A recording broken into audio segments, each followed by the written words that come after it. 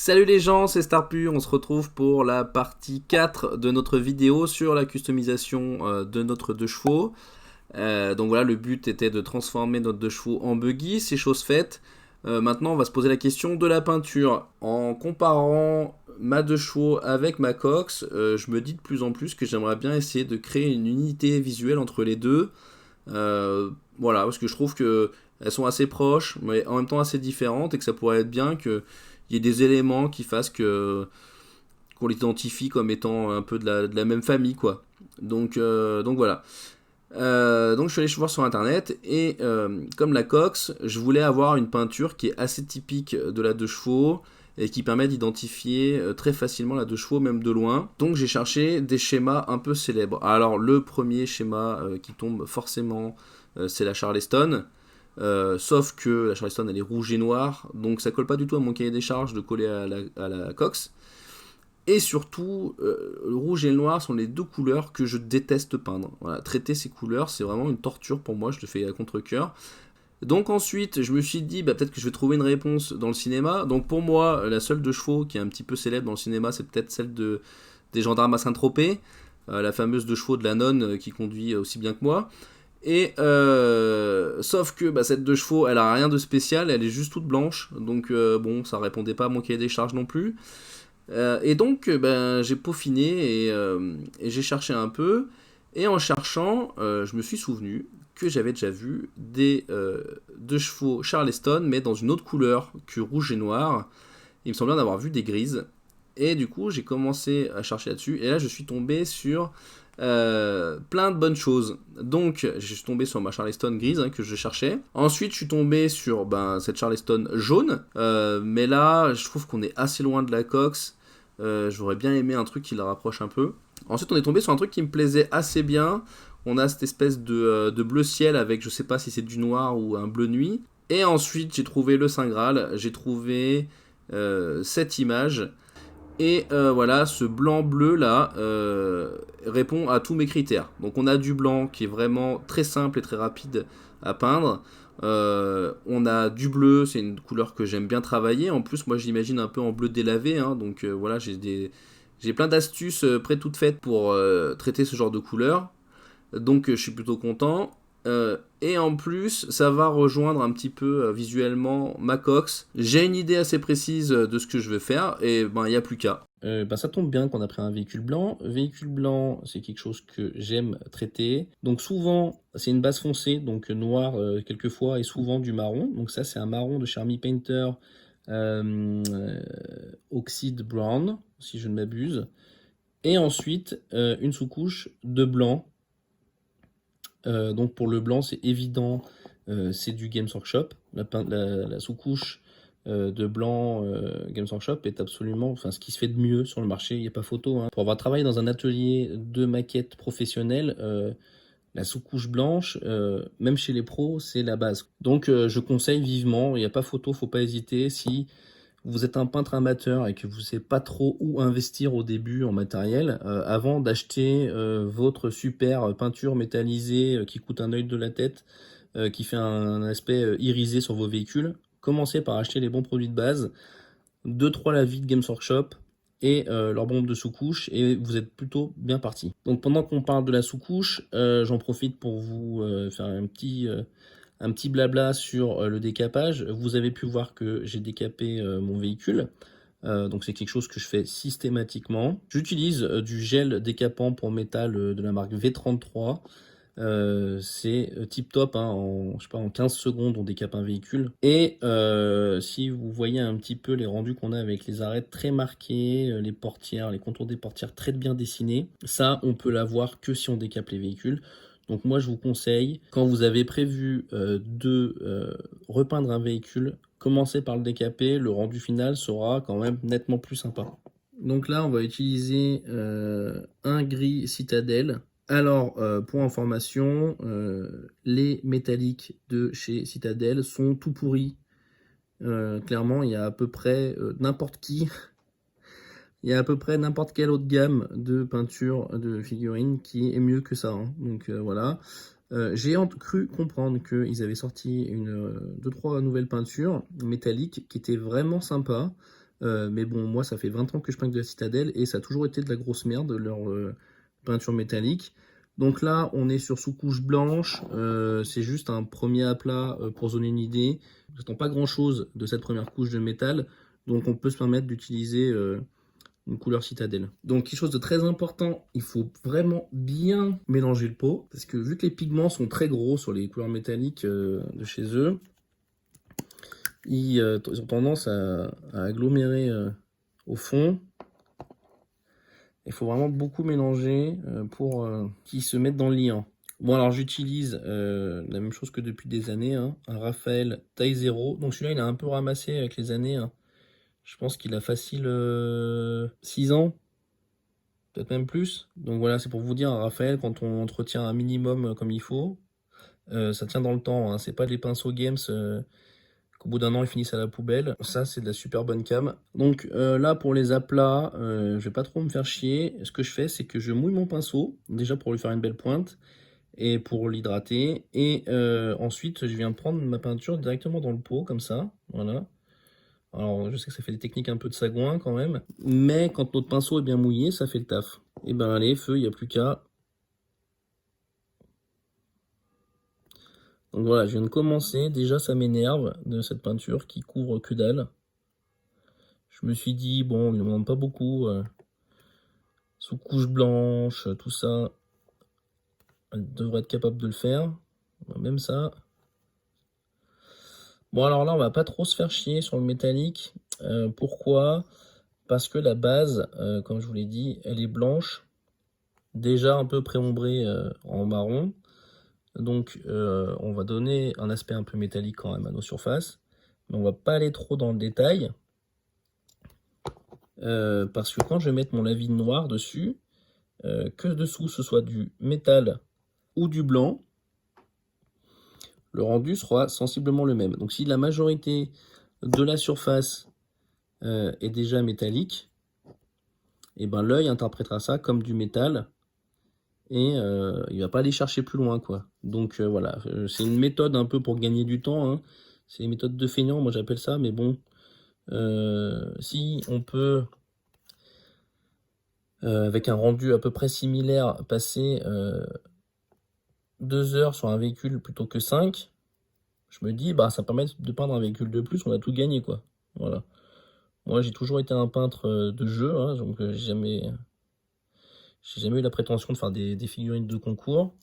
Le but c'est de peindre assez rapidement et d'avoir un effet waouh comme on appelle ça. Donc c'est un truc qu'on pose sur la table, ça en jette, ça fait le taf. Quand on pose ça sur la table, le mec, la première chose qu'il voit, c'est pas le train arrière, quoi. C'est clairement le personnage que l'on lui met devant, parce que c'est ce qui attire l'œil, c'est ce qui donne un peu de cachet au véhicule. Donc là, on va se servir de ça pour bien chiader le personnage, et puis pas bâcler le reste, mais avoir un niveau d'exigence un peu plus bas sur le reste. Bon, alors quand je vous dis que je prends la truelle, ouais, je fais pas semblant, hein, c'est vraiment du gros aplat dégueulasse. Voilà, donc je vous vois derrière votre écran, on se dira putain, le mec il prend du Raphaël pour nous faire une merde comme ça, et il se fout pas un peu de notre gueule, ce mec. Bon, c'est pas complètement fou, vous auriez un peu raison de dire ça. Donc, j'ai peint mes rétros. Non, j'ai peint mes phares. Voilà. Bon, bah globalement, on est pas mal. Il faut que je peigne encore mes jantes. Ah ouais, sérieux quoi. Là, j'ai fait du blanc sous couché marron. Mon gris n'arrive pas à couvrir ça. Non, mais c'est vraiment la plaie. Hein. Ces couleurs citadelle, les métalliques citadelle, c'est vraiment l'enfer. Hein. Non, parce que je vois beaucoup de gens sur YouTube qui sont là. Oui, alors je suis pas vraiment fan des métalliques de Citadel. Non, non, non, c'est pas t'es pas fan, c'est juste que c'est de la merde, quoi, c'est tout, il faut le dire. Hein. Il faut le dire, il y a des gens qui n'ont pas d'expérience et qui se servent du retour de YouTube pour se faire une première idée, quoi. On peut pas leur laisser croire que tu n'utilises pas de métallique Citadel parce que t'es pas fan. Non, il faut leur dire, il faut leur prévenir que c'est de la merde et que s'ils achètent ça, ben c'est 3 € qui est perdu, quoi. C'est 3 € qui est perdu et qu'ils auraient acheté la même couleur chez Prince Auguste, et ben ils auraient eu un truc qui déchire et ils se seraient fait beaucoup moins chier, quoi. Bon ben voilà, je commence la vidéo avec une couleur de merde. Bon, on est bien parti, hein. Ça va être sympa cette vidéo, ça va être bonne ambiance. Ensuite, j'ai peur que ce soit plus accessible après, je vais peindre l'habitacle, c'est-à-dire en gros la banquette et le tableau de bord, la plage avant pour être plus précis. Donc j'ai envie de mettre un peu de marron. J'hésite, j'aurais bien mis du beige pour que ce soit plus facilement identifiable, mais si je mets du beige avec le blanc à côté, une fois que les deux seront traités, on va confondre les deux couleurs. Donc je pense que pour améliorer le contraste et la lisibilité du truc, je vais quand même mettre du marron. Bon alors en marron, je suis un peu embêté, j'ai plus grand chose. J'ai jeté pas mal de pots qui avaient séché. Du coup, il me reste celui-là. Donc ça, c'est un marron que j'utilise beaucoup. Donc voilà, ça ne me dérange pas tant que ça. Mais voilà, c'est le Rhinox Hide, qui était avant le Scorched Brown, qui est vraiment une couleur à tout faire. Bon, j'en parlerai peut-être dans une autre vidéo, mais clairement, c'est une très bonne couleur. J'utilise pour plein de choses. Alors, vu que c'est un pot qui est assez ancien, dedans, pour le mélanger et essayer de rattraper un peu les pigments qui avaient un petit peu séché, j'ai mis une bille en métal. Bon, alors peut-être qu'il y a moyen de trouver des billes en métal de façon très facile et que j'ignore. Par contre, moi j'ai trouvé ça sur un site de maquettisme. Et sur le coup, je me suis dit, mais pourquoi faire? Qu'est-ce que ça fout là, ça? Et en fait, j'ai réfléchi et je me suis dit, mais oui, mais c'est bien sûr. C'est pour y foutre dans les pots. Donc bien sûr, dans les pots Games Workshop, hein, parce que les autres marques, ils savent faire du packaging. Ils savent faire des peintures qui tiennent 10 ans sans sécher. Non, chez Games Workshop, ils savent pas faire ça. Voilà, donc là, c'est un peu la galère à peindre. Alors au début, moi, tous mes véhicules, je mets des grilles aux fenêtres ou des tôles. Je trouve que ça donne un petit côté... Enfin voilà, quand tu pars sur une course à la mort avec des mecs armés, t'as envie de te protéger un peu, quoi. Tu vas pas y aller les fenêtres ouvertes en leur faisant des coucous, quoi. Et du coup, quand j'ai vu la quantité de choses qu'il y avait là entre leur stockage, les personnages, et qu'en plus mon véhicule était ouvert et qu'il fallait que je peigne dedans, je me suis dit, oulala, on va se laisser un maximum d'accès possible. Donc là, vous voyez, c'est un problème, j'atteins mes limites, je peux pas aller peindre la banquette là. Donc là, ce qu'on va faire, c'est que, eh ben, on va y aller aux grosses prouches de la vie marron et noir, jusqu'à que ce soit plus blanc. Quand ce sera plus blanc et que ce sera noir, eh ben, ça choquera plus du tout. Bon, faut que j'arrête de dire que c'est tout de la merde, vous allez m'appeler le Jean-Pierre Coff du modélisme. Mais enfin, c'est de la merde.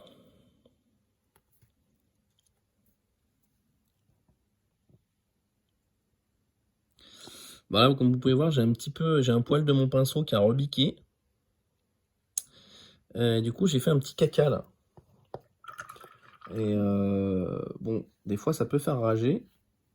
Parce que vu que j'ai sous-couché en marron et que j'ai fait ma couche blanche après, c'est pas un vrai blanc. Donc si je mets du blanc dessus, tout de suite, ça va faire une tache.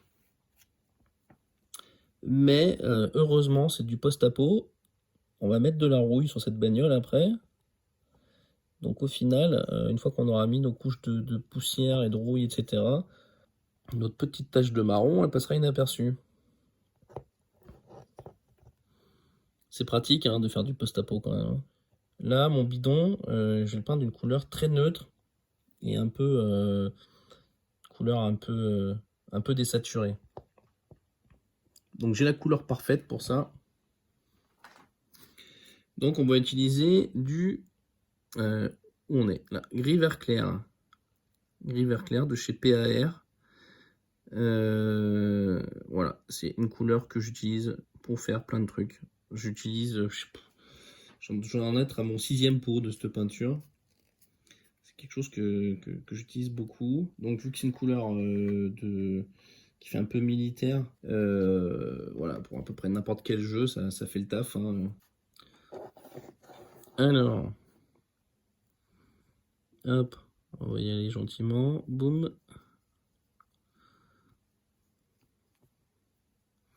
Donc ce que j'aime bien, c'est comme on peut voir, c'est une couleur qui est assez différente du gris pour que ça reste lisible, hein. Voilà. Mais en même temps, c'est une couleur qui n'est pas trop saturée et qui du coup va pas venir parasiter l'œil quand on va regarder notre truc. On essaye de... Alors, c'est pas grave si c'est pas très couvrant, si ça c'est pas homogène. Par contre, ce qu'il faut éviter, c'est des bulles. Parce que là, je vois que ça fait des bulles. Et si ça fait des bulles ou des gouttes, ça va faire des taches très marquées. Voilà.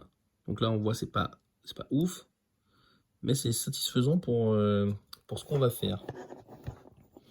Donc, si vous avez des doutes, en fait, ce que je fais pour traiter mes métaux, enfin à peu près tout, j'y vais avec un lave-vide noir.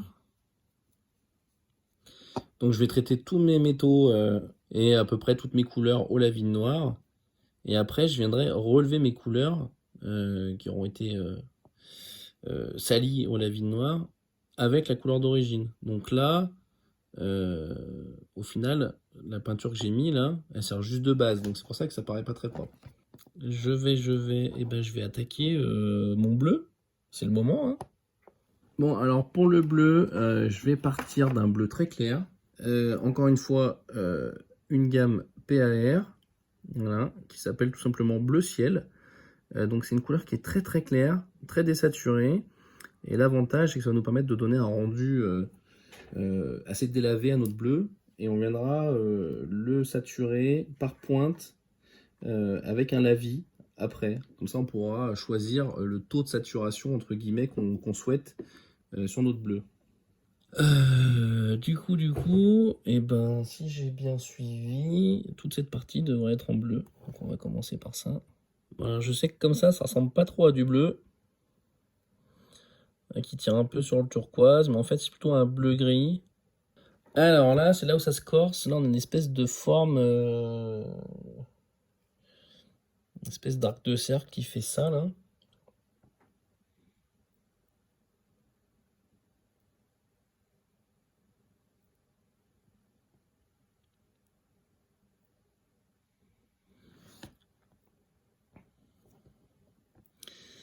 C'est le genre de truc qui est assez risqué à faire, hein, parce que c'est du freehand, hein, comme on appelle ça. C'est-à-dire qu'en gros, on trace des traits avec un pinceau. Donc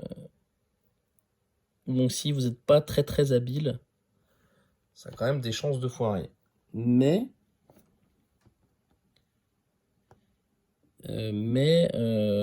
si ça réussit, ça fait partie des choses dont je vous disais qui attirent l'œil. Donc voilà, ça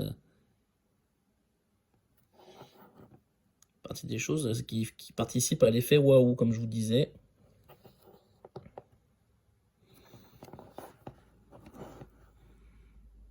Ce qui nous permet d'avoir un intérieur qui va être peint naturel, clairement.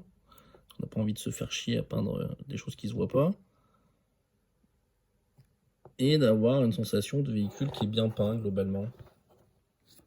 À condition de ne pas se foirer, hein, ce qui est pas du tout exclu, hein, et c'est tout à fait possible que je me foire, mais...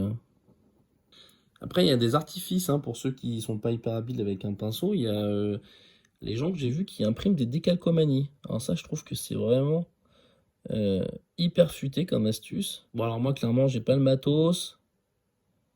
Et puis, bon, ça me ferait chier de faire des tests pendant 10 ans pour trouver la bonne échelle. Enfin bon, je sais pas trop comment ils font, ces gens-là. Mais moi, je trouve que ça rend super bien. Ça participe beaucoup à l'effet waouh. Clairement, 2-3 décalcos bien choisis, bien placés sur un véhicule, ça fait grave le taf. Donc voilà, pour ceux qui sont pas habiles, pas hyper habiles de leurs mains, je vous conseille ça. Qui sont pas habiles ou qui ont juste la flemme, hein, clairement. Voilà, le but c'est de faire un truc avec l'énergie que vous avez envie d'y passer, hein.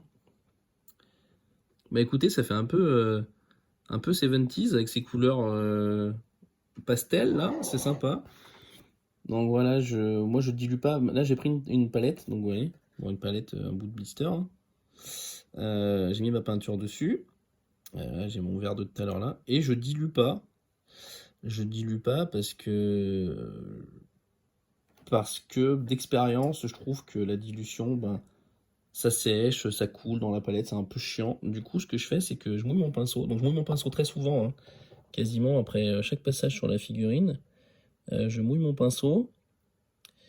Et je trouve que j'arrive bien mieux à maîtriser la dilution de ma peinture. Donc voilà, c'est peut-être des mauvaises habitudes, hein, que j'ai pris avec le temps. Mais j'ai essayé de diluer sur palette, passer un temps, et je n'étais jamais satisfait du résultat. Soit je mettais trop d'eau, soit pas assez. Donc voilà, donc si vous êtes un gros sagouin qui tape dans le pot directement, dites-vous que vous n'êtes pas tout seul. On est plusieurs dans ce cas-là. Après, le problème, c'est que sur, par exemple, si on tape directement dans le pot sur les citadelles, bah, ça fait que la peinture elle sèche un peu plus vite, hein. Donc, après, pour la Prince Auguste, on n'a pas le choix, il faut obligatoirement passer par une palette. Mais en même temps, leur système est tellement bien fait qu'on n'est pas obligé de saloper un pinceau pour mettre dans la palette. Parce que le problème, c'est ça, hein, c'est que avec les pots citadelles, si vous voulez mettre sur une palette, bah, il faut prendre votre pinceau et prendre des grosses louches. Et le problème, c'est que si on met de la peinture jusque là, du pinceau, votre pinceau il est mort. Voilà, c'est aussi con que ça. Donc, eh ben, on tape dans le pot. Moi, perso, entre jeter un pot parce qu'il est sec ou jeter un pinceau, j'ai fait mon choix, hein. Les pinceaux Raphaël, si on en prend soin, il dure 6 ans. Mon pot Games, il fera peut-être 6 mois de plus, mais ça va pas le rendre immortel, hein. Alors, comment j'ai fait de l'autre côté? Ouais, je suis parti comme ça, sous la poignée. Ouais, donc j'ai fait vraiment un tout petit arc de cercle, comme ça.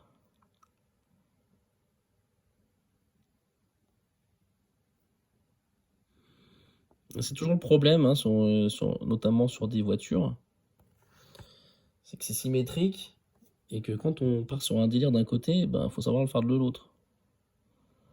Donc pas tout le temps, il y a des fois il y a des trucs asymétriques qui justifient, mais je suis pas très content là. Ah, non, je suis pas très content. Ouais, bon. Ouais, c'est pas beau là. Ouais, c'est moins réussi que de l'autre côté là. Là, il y a un espèce de plat sur l'arrondi, c'est un peu raté. Là, de ce côté, on a une belle forme. Là, non. Ah, voilà le problème du freehand. Bon, on va essayer de rattraper ça avec les lavis, tout ça, en salissant tout ça, mais bon. Bon, ça va, c'est globalement correct. C'est vrai qu'on aurait pu lui donner un look un peu 70s à cette doche, hein, mettre des petites fleurs. Avec le gros quepon et son lance-grenade qui dépasse du toit au vent, ça aurait pu être rigolo. C'est vrai qu'on a tendance à faire des... J'ai tendance à vouloir faire des voitures hyper badass. Mais on peut faire des trucs rigolos.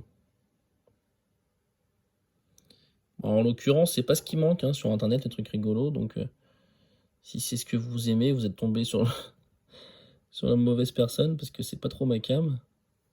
C'est pas que j'aime pas les trucs rigolos, bien au contraire, c'est juste que je suis pas très bon pour faire des trucs fun en modélisme.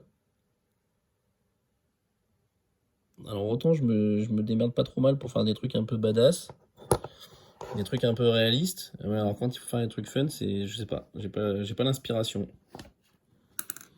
Donc là j'utilise, ouais, bon c'est pas très intéressant, ça reste du noir, mais j'utilise le noir de chez P3, donc Privateer Press pour ceux qui connaissent.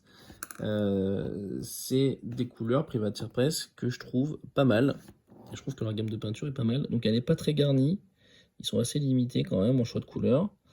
Mais ils ont des couleurs qui sont très couvrantes. Donc depuis j'utilise leur noir, que je trouve vraiment excellent. Je le trouve mieux que le noir Games. Hein. Voilà, c'est un peu chiant à peindre ces petits crampons là, j'avoue. La peinture, on dirait qu'elle veut pas rentrer dedans. Alors faut que je reste assez dilué parce que vu que c'est des petites formes, si je commence à charger un peu le pinceau, ça va boucher les détails, c'est quand même dommage parce que ce serait bien qu'on puisse garder les crampons. C'est vraiment sympa, ce dessin là sur les roues de buggy, je trouve que ça s'y prête carrément. Les petits crampons comme ça là. J'ai fait pas mal de sites là ces derniers temps, pas mal de recherches sur internet. Et ce dessin de roue, je l'ai trouvé que chez Cavannes. En plus, ça se marie assez bien avec mes roues avant.